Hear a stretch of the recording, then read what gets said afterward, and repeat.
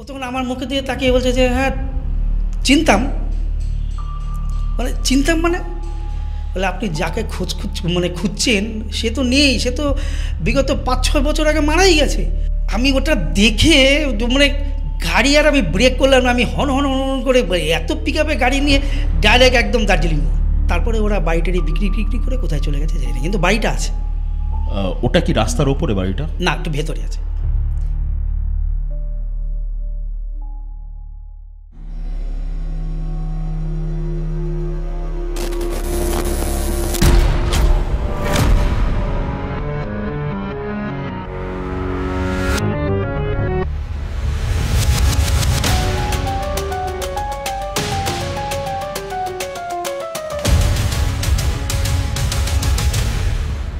ছোটোবেলায় একটা সিনেমা দেখেছিলাম, সিনেমাটার নাম ছিল হচ্ছে রাত।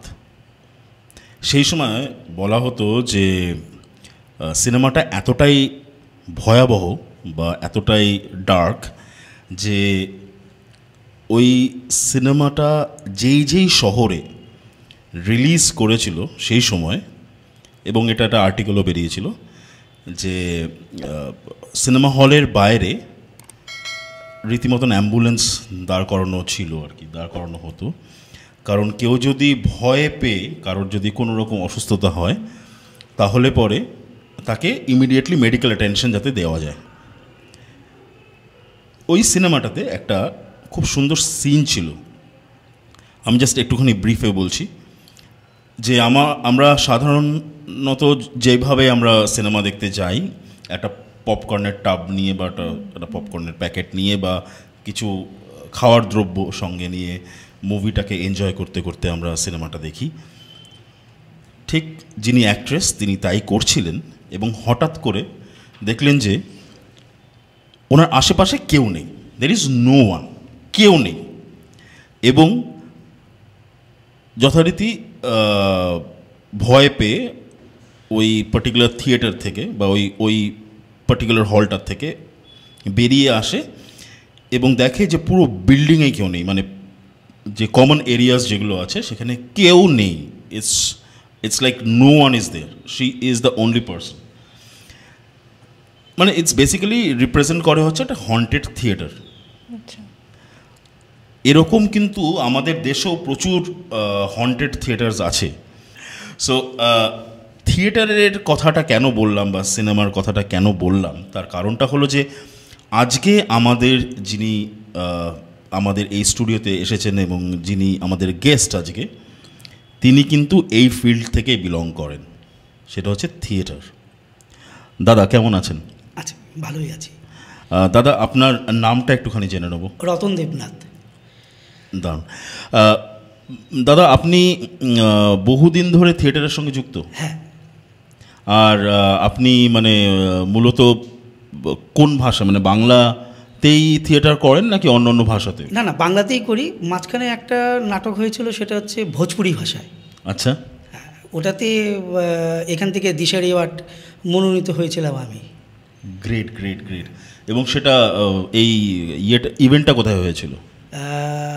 কলকাতাতে। আচ্ছা, তো এখনো আপনি থিয়েটার করেন নিশ্চয়ই? হ্যাঁ, এখনো কন্টিনিউ করে যাচ্ছি। বা বেশ। আর আজকে আমরা যেই ঘটনাটা শুনবো যে আপনার লাইফে ঘটে যাওয়া, যে এটা অলৌকিক বা ভৌতিক, তো সেটা কি থিয়েটার রিলেটেড নাকি একদম? না, আমি অ্যাকচুয়ালি আমার পেশাগত হচ্ছে আমার গাড়ি ব্যবসা। আচ্ছা। নিজের গাড়ি চালাতে চালাতেই এইসব ঘটনা আমার মানে দেখে ফেলেছি আমি একদম। ঠিক আছে, দেরি না করে আমরা শুনবো আজকে। আমি আজকে দুটো ঘটনা বলবো, একটা এখানকার শিলিগুড়ি, আর একটা হচ্ছে নিউ চামটা চা বাগান। হ্যাঁ, ওখানকার ঘটনা। প্রথমটা হচ্ছে তখন শতাব্দী ট্রেন এখন 5:35 ছাড়ে, তখন সেই সময় একটু আগে ছাড়তো, 5:20 বা 5:15 নাগাদ ছাড়তো এনজিপি স্টেশন থেকে। তা আমাদেরকে পার্টি একটু আগেই যেতে বলতো, ওদের তাড়াহুড়া, আমি উঠতে পারবো কি পারবো না সেই জন্য আগের থেকেই রতনদা অ্যালার্ম দিয়ে রাখবেন, রতনদা আমি আপনাকে ফোন করবো, মানে ঠিক আছে। তা সেরকমই ওই ভদ্রলোক আমাকে বললো যে রতনদা তুমি 3:30 নাগাদ চলে আসবে, বলে একদম চলে আসবো, তোমাকে ফোন করতে হবে? বলে না ফোন করতে হবে না, দায়িত্ব যখন নিয়েছি পালন করব। তা ঘর থেকে ঠিক ডট 3:15টার সময় বেরোলাম, বেরিয়ে গিয়ে 15 মন্দির রোড ধরে যাচ্ছি। কিছুটা দূর গেলে পরে এখন চোখের একটা নতুন খুলেছে, ওইটা পেরিয়ে গিয়ে ডান হাতে, তো ডান হাত দিয়ে আমি টানটা নিলাম। আমি যেই ইউ টার্নটা নিচ্ছি তখন দেখছি যে সামনে একটা কল আমি দেখছি অনেক আগেই, অনেক দিন ধরে ওখান থেকে যাতায়াত করি। তো তা আমি দেখছি এক বয়স্ক মহিলা মাথায় টাথায় ঘোমটা টোমটা দিয়ে কী যেন একটা কাজ করছে। আচ্ছা, ঠিক আছে। তা আমাদের অটোর লাইট তো যেটা লাইট থাকে সেটা তো অতটা পাওয়ার থাকে না, আর ফগ যেটা থাকে সেটা অনেকটা দূর অবধি যায়। তা আমি ফগ লাইটটা টেনে দেখলাম, হ্যাঁ দুনিয়ার বাসনপত্র দেখছি আমি ওইখানে। এত সকালবেলায় জল আসে টাইম কলের। তা আমি আস্তে আস্তে আস্তে আস্তে করে যাচ্ছি, ফগ লাইট জ্বালানো আছে কিন্তু, দেখতে দেখতে যাচ্ছি আমি। তা বা দেখি ইউটার্ন নিলাম, দেখি কল দিয়ে জল পড়ছে না, কোনো কিছুই পড়ছে না। আর ভদ্রমহিলা খালি নিচু হয়ে বাসন যেরকম করে মাঝে মহিলারা সেরকম করে কাজ করে যাচ্ছে। আমি ওটা কোনো ফলো করি না করে না আমি একটু এগিয়ে গেলাম। এগিয়ে গিয়ে লুকিং গ্লাসে দেখছি এখানে কিছু নেই। আমি ওখানেই গাড়িটা স্টপ করলাম। গাড়িটা স্টপ করে দিয়ে হেঁটে হেঁটে হেঁটে হেঁটে এসে দেখি কলের মতন জায়গায় আছে, ওখানে কোনো কিছু নেই। আমার লোমটোম সব সিধা হয়ে যাচ্ছে কিন্তু একদম।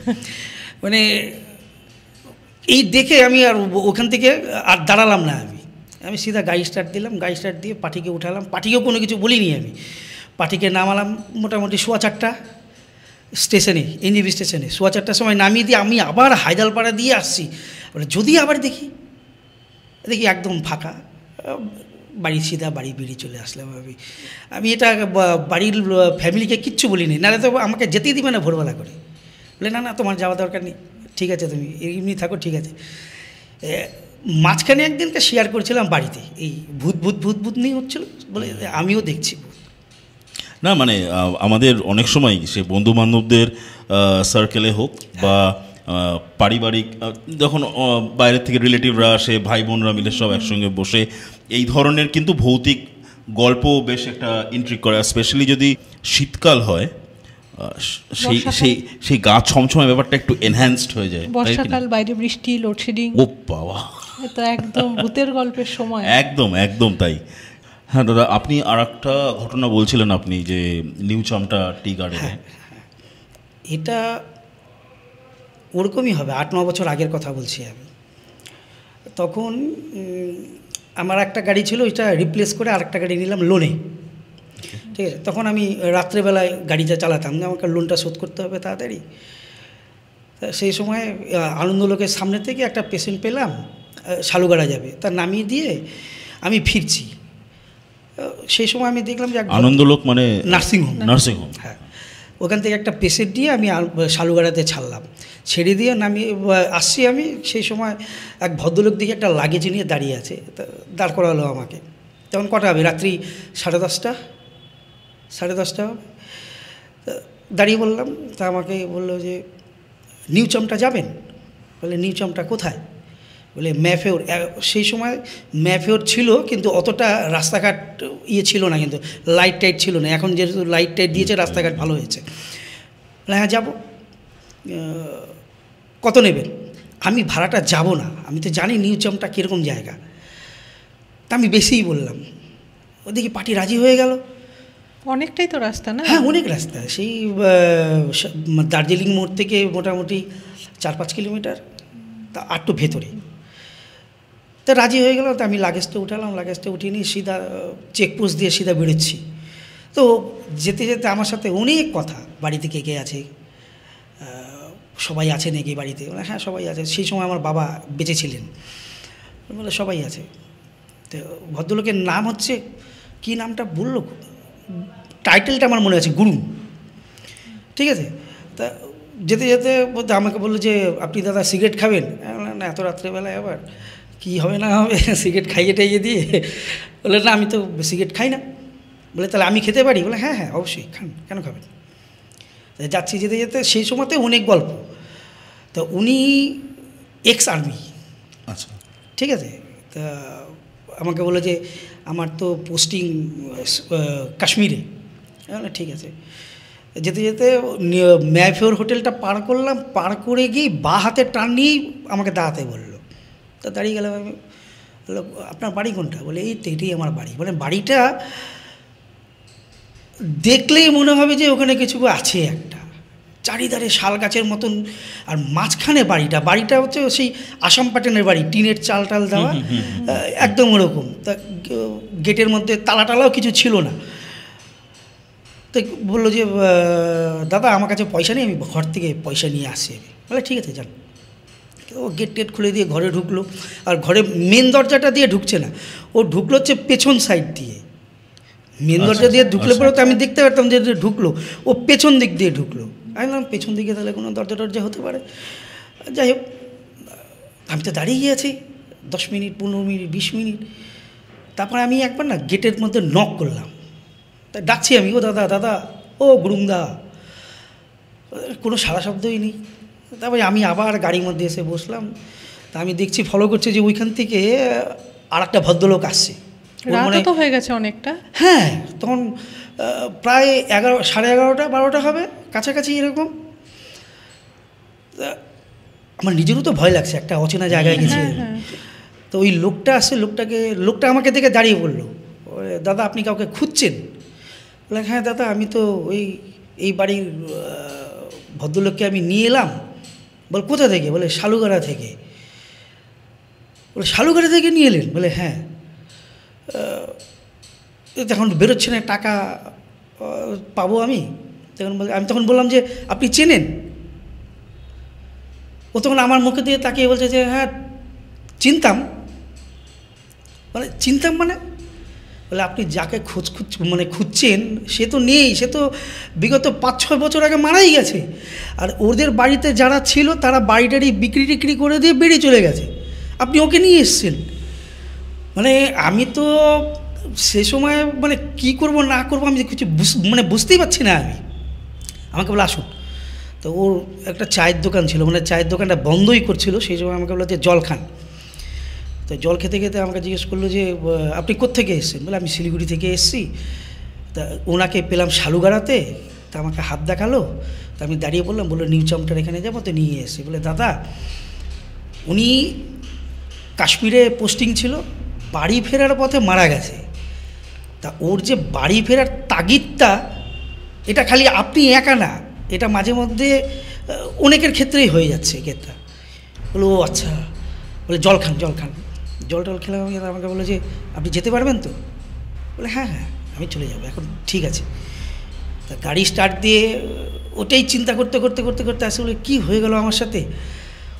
ম্যাফিওরটা ঢুকবো, ম্যাফিওর গেটের সামনে আর একটা লোক এরকম করে হাত দেখাচ্ছে আমাকে, যে আমি তো কিছুটা সামনাসামনি এসে দেখি সেই ভদ্রলোক, সেই লাগেজ। ভগবান!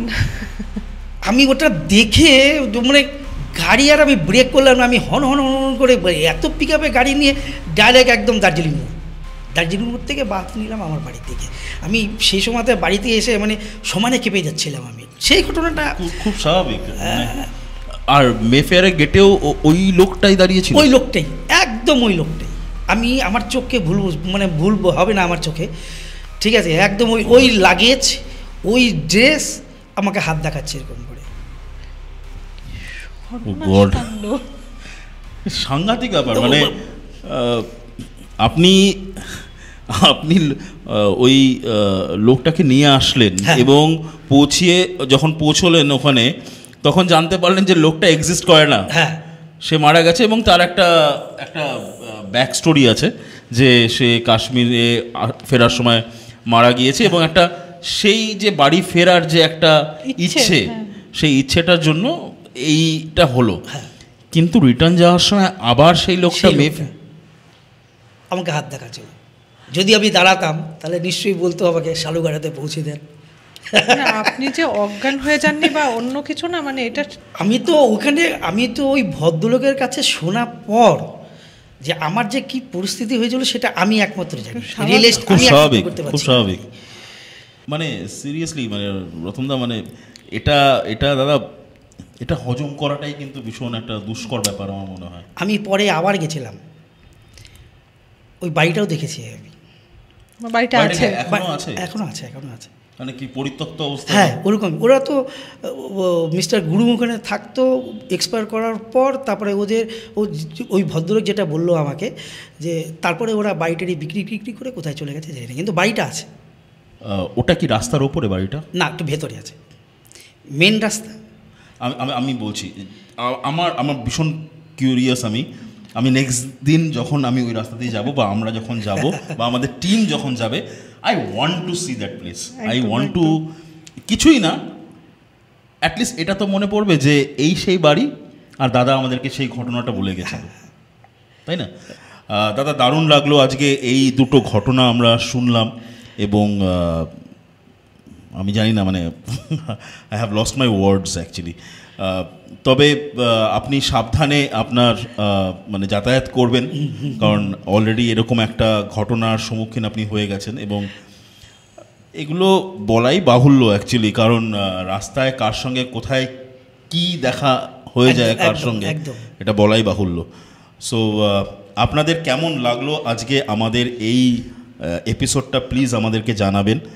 আর দাদার এই ঘটনাটার মতন যদি আপনাদের কাছেও কোনো রকম ঘটনা থাকে, তাহলে প্লিজ আমাদের সঙ্গে শেয়ার করবেন, কমেন্ট করে জানাবেন, আর বাকিটা we will take care of it.